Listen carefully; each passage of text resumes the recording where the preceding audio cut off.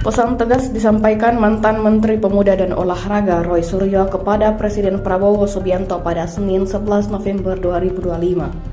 Ia mengingatkan agar pemerintahan Prabowo tidak mengulangi kesalahan yang menurutnya terjadi di masa pemerintahan Joko Widodo.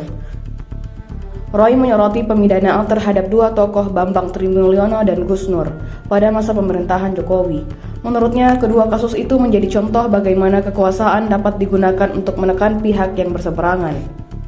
Ia berharap Presiden Prabowo tidak mengulangi pola kekuasaan seperti itu.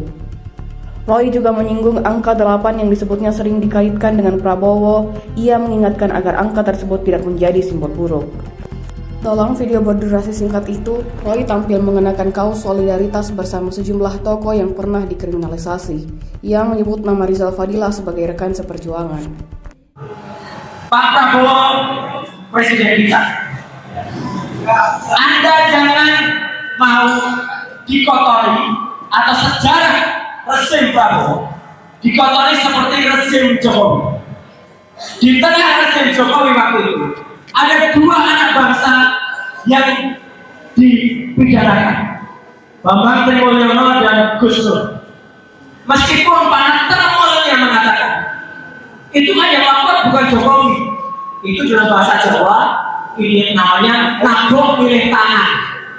Dia menggunakan tangan orang lain untuk melaporkan karena dia waktu itu masih presiden. Tapi sekarang sama saja, jangan sampai Pak Prabowo, ini penting banget, yang suka dengan angka berapa? 8. Di tengah Pak Prabowo, di rezim Pak Prabowo ada 8 anak bangsa dipidana. Itu akan diingat oleh seluruh rakyat Indonesia bahkan dunia. Di tengah-tengah Presiden Prabowo Subianto ada 8 anak bangsa dipidana. Jadi teman-teman semua, ayo kita bersama-sama, ini kaos yang mulai kita dulu ya. Ada Pak Rizal Fadila waktu itu, mohon maaf tuh yang fotonya Pak itu memang baru 4 kali ya. Trio RT plus Pak Rizal Fadila. Kita bersama dengan kaos ini merupakan ucapan terima kasih kepada teman-teman semuanya. Yang bisa membalas adalah Allah Subhanahu wa Ta'ala. Sekian, terima kasih. Wassalamualaikum. Download Tribun X sekarang, menghadirkan lokal menjadi Indonesia.